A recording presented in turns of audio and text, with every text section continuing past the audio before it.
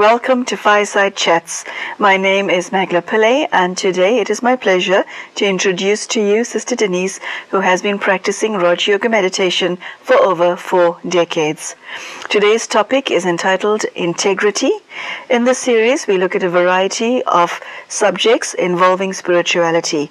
We ask you, the viewer, to take a good look into your own mind and heart and ask yourself important questions like, what is your spiritual understanding? Do you have enough skills internally to cope with whatever life throws at you? And what your relationship with God is? Do you have a deep and meaningful relationship with the Supreme, or is it superficial and in name only? Sister Denise, thank you so much for joining us. Thank you. Very, very warm welcome to today's show.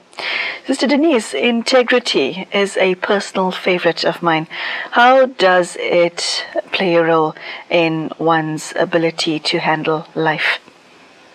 Integrity, if you're going to look at it as a thing, it means that all the pieces are in place. That it is a whole, it is complete, and all the parts are in line with all the other parts. Kind of like a kaleidoscope. Yeah, you can see it like a kaleidoscope, but it's more like this, that the way I see it is someone who doesn't have integrity. There's one side of them which is this way, and then the other side of them is another way, and the two parts, they really don't line up with each other. And integrity is really a moral question. If a person espouses certain values, but then they act in another way, then we will say this is not a person of integrity. So it's as if integrity means your inside and your outside match. What you say, what you do, what you think, it's all lining up. And there's no part of yourself that's in opposition with another part of yourself.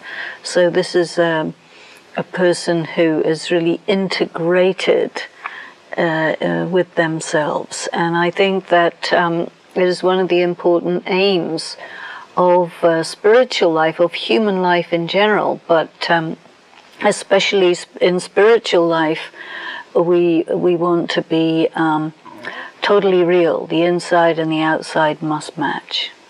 Sister Denise, we live in a world where it is almost impossible to know what is real and what's not, and who is real and who's not, because that which is fake has also now value, because it has its own beauty and its own attraction.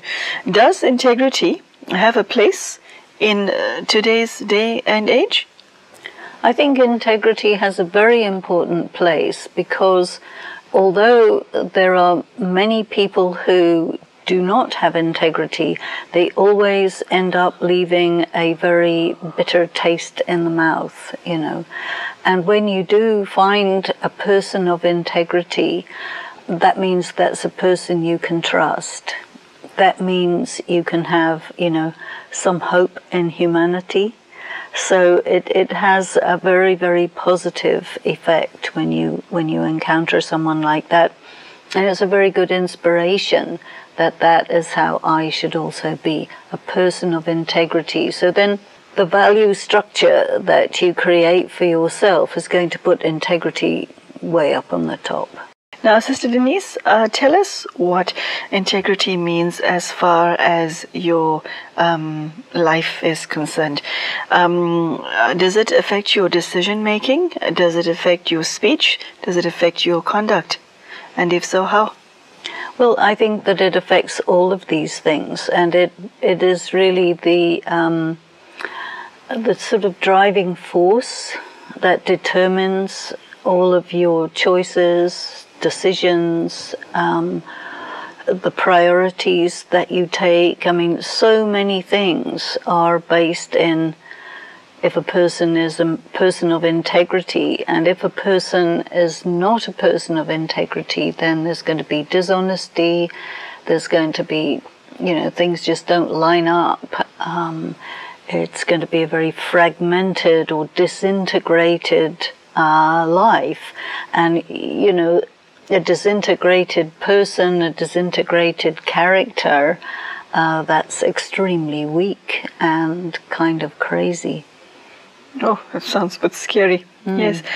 Why is it that one struggles to find somebody in this world who has any value for the virtue of honesty and integrity? Why has this become such a rare commodity?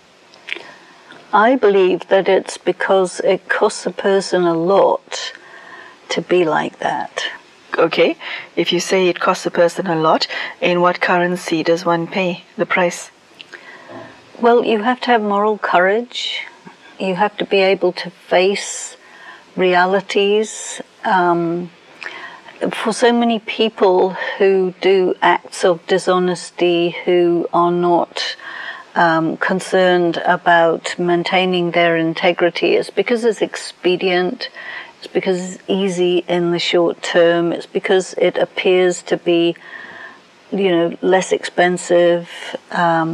You can get away with it.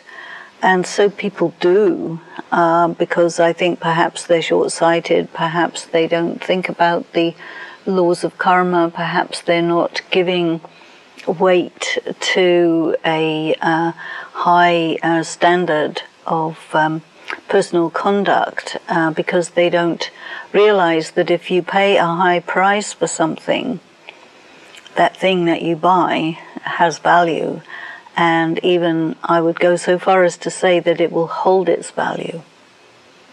If you buy diamonds, they don't get cheaper. They retain their value, they increase their value, and you have to have value for things of value. I think a person without integrity will give value to things that don't have value. And that's, in a way, part of what it means not to have integrity. Yes, so Denise, you speaking of things that have value and things that do not have value. There are some things that have value, but it's ephemeral value. And then you get things that have eternal value. Okay, and because I think we've become so short-sighted, it's difficult to see the wood from the trees. How do you navigate your way through life, knowing the difference between the two? Well, if something has ephemeral value, then it's not a real value. It just disappears, and you end up with nothing. Something that's of real value is something that's lasting. And I think that integrity is concerned with the things that are lasting. You're concerned with the ultimate analysis, the final outcome of things, because you are there for yourself through all of the vicissitudes of time, you see, and you have the patience and the far-sightedness to be concerned about the long-term consequences. I think when somebody is living in an ephemeral way, just in a very maybe hedonistic way, which is all about very short-lived pleasures, and you don't think about what's next, and if you did think, you'd have a different value system, If one respects integrity, wants to be a person of integrity, wants to be a person of honesty, I think the first thing that you realize is that, gee, there's parts of me that aren't. Okay, so it requires a bit of self-reflection. How do you refine the sense of integrity and honesty that you already have? I think it's to do with thinking about the principles of spiritual knowledge which take you to, really the long term. Earlier we were speaking about cycles, the eternal cycle of the soul. So what happens is a person of integrity is a person who knows that I will always be me. And I will go through this whole cycle, and that whole cycle is me, and I need to be true to myself at all times, because to live with myself, knowing that I'm fake, or knowing that I'm not true to myself, or I've betrayed myself, or sold myself short, it takes you so far away from your dignity, your honor, and your self-respect that that feels, on the very, very long term, that feels so cheap, to do that to yourself. Yes, Denise, when somebody is being fake, do they necessarily admit it to themselves? Or is part of the enjoyment of being fake their own refusal to admit to themselves, listen here, self, I am leading a very superficial existence? Well, I think that the moment a person becomes aware of that, they stop doing it. So I think that someone who's fake is sort of in denial. I think that they are thinking they can get away with it, thinking everybody believes them. They're dreaming. And one day they'll wake up, and that'll be quite an uncomfortable day, So the only thing I can say is, really think about being real. Are you real? Because if you're not, then what's in it for you not to be real? And look at the contrast between what's in it for you to be real, and you will see that you get a much greater benefit from being true to yourself than from being a fake. Sister Denise, there are many who find themselves in circumstances that require them to be fake. For example, you have to put on a certain persona at work, and that is not who you really are. But you just put it on because you need the job and you need the money. I'm just giving you one specific example. So life calls upon you to be something that you don't necessarily want to be, but you're forced to be it as a survival mechanism. What do you say to that, where you find yourself caught between a rock and a hard place? I think that when you enter into action, it's what you're doing.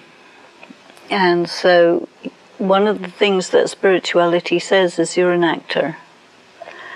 So you need to really remember that you're an actor. You go into a situation, or a situation arises, you have to act in the context of that situation, which may be your work day or whatever it is. And I think whatever it is that you're doing, you've always got some connection to your being. And you want to be in situations where you are as true as possible to your being. And when you are in some situations where you can be really false to yourself, I mean, you're aware of the choice, and you're aware of the consequences of the choice, and you can make a choice. You may be between a rock and a hard place, but there's still the lesser of two evils. And I think the more you're in contact with your sense of integrity, the more you will make the better choice, even when the possibilities are not very many and they're not very good. Yes, Denise, I'm thinking specifically now of marriages and the exceptionally high divorce rate that has become very commonplace in the world, in almost every country that one goes to. There are countries where the number of people who are living together surpasses the number of people who are married. Okay, but specifically within the context of marriage, when two people stand before the pulpit and promise to live happily ever after together, and then 5, 10, 15 months or years down the line, they have changed their minds and have become bitter enemies. What happened to the integrity as far as that is concerned? I've heard it said that irrespective of which direction the marriage goes, when people are standing together on their marriage day, they believe that they will be together for life. They believe it. I'm in favor of that view. But yet, the reality of marriage says otherwise. What happened? What goes wrong? And why is marriage so popular even though it still goes that wrong? Mind you, that second question is a subject for another day. The first question. What causes people to come together in the first place, a lot of the time, is an unresolved karmic account. And once you get married, you're bonded together. And what happens with an unresolved karmic account is it puts you in a situation where you really have to be with that person. And then after a little while, there's this very strong attraction. Many people get married because they fall in love with each other and they think each other is just absolutely the best thing. And it is for that moment, but there are behind the scenes these unresolved karmic accounts which causes the energy of attraction to turn into an energy of repulsion. And then they will be pushed away from each other, but they're in bondage. That's what a karmic bondage is. And so you can't live with each other and you can't live without each other. So you come again and again into very difficult situations which may be full of conflict and abuse and suffering, and the way that you handle that conflict, abuse and suffering causes you to suffer, but at the same time puts you again back into more suffering because you do karma which creates that consequence. So the knots around the participants get tighter and tighter as you struggle more and more. There are some knots like that. And until the karmic account is over. But if you keep on renewing the account as you are settling and renewing, that is, the terrible situation. And you finally, rent yourself apart from that person only to bounce into some similar thing with somebody else, and the cycle starts again. So what the role of integrity there, I think, has to do with the process of negotiating a relationship. And if you discern that what you have here is a very heavy karmic account, then you need to be able to also discern that, well, I'm going to have to pay. And you need to bring to bear, I think, your intuition, so that you get a sense of when some payment is coming up, and you just pay and pay and pay. And you be very careful not to do anything which is intensifying the karmic account. So you have to be very careful of your decisions, of how you treat that person. Everything has to be absolutely based on virtue and not on revenge or getting your own back or trying to get justice or this or that or the other. But if it's based absolutely on virtue, then you are finishing off your account, and a person of integrity and discernment will be able to do that. Sure. And then at the end you're free. Yeah, very few people see it that way. Very few people. So, Sister Denise, somebody who has integrity, what is their relationship like with themselves? A person of integrity with themselves will always be trying to really know the self as I really am. So you'll understand your limits, you'll understand who you are, what kind of person you are, you'll know what your value system is, you will know your strengths and weaknesses, you will make choices that suit that persona that you have discerned, and you will create like a track of where you want to go in your life, and you will move yourself on that track. You know, sometimes there are parts of yourself that are really difficult to manage. You have to come to terms with those. Ooh, that line is a subject by itself. Continue. Well, I mean, people are not so simple. No, they're not. You know, sometimes, I mean, a lot of times people think, well, this is the way I am, so everybody else must be this way too. But no, they're very different. And so there is a question of being able to integrate yourself with other people so that you can harmonize and work together and then come apart, and that requires a good amount of flow and fluidity. Sister Denise, one's relationship with God, how am I able to maintain an honest relationship with God where I can stand before God transparent and there is nothing superficial about it? If one has to have a fulfilling relationship with the Supreme, it has to be of a certain ilk, certain quality, for it to be worth anything of value to me. So how do I bring integrity into that relationship, which I think it's the most important of all relationships? Well, your relationship with God has to be absolutely transparent. You can't just say, okay, God, you know, we'll have a really nice time today, and then, oh, by the way, I've got, you know, these other people, so I have to go and play, and see you later, and, oh, you're the most important person in my life, and, oh, well, I forgot about these other people, you know, who are actually very important. So, you know,